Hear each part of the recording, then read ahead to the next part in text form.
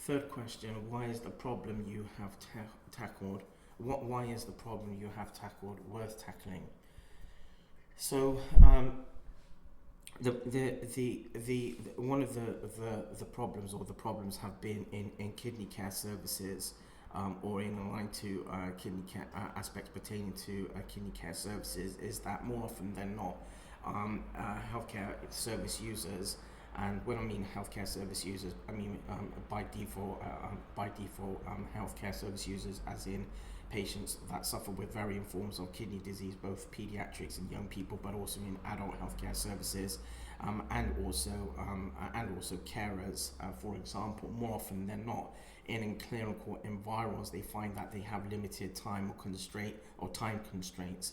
And so at the same time, when there are those time constraints, or where there are time constraints or time limitations, then more often than not, they tend to have questions or queries that follow on from clinical environment sort of appointments, for example. And so therefore, one of the problems that had been understood was the very fact that patients and healthcare service users and carers had questions following their appointments, and they found that, and it was also sort of understood that they didn't have enough time to ask particular and specific questions. And so the social media platform, the RPSG Renal Patient Support Group, was conceptualized on the basis that it would allow a space for patients and carers to share lived experiences, and through that, it became sort of understood that more often than not, there were questions or queries that were coming through. Some were in earlier works around the RPSG. The questions and queries or shared lived experiences were not so clinical. They were sort of lay experiences that were being shared, but there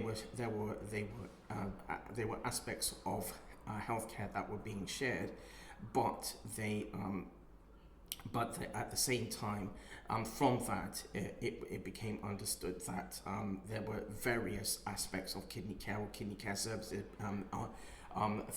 through shared lived experiences, through social media, that healthcare service users were sharing.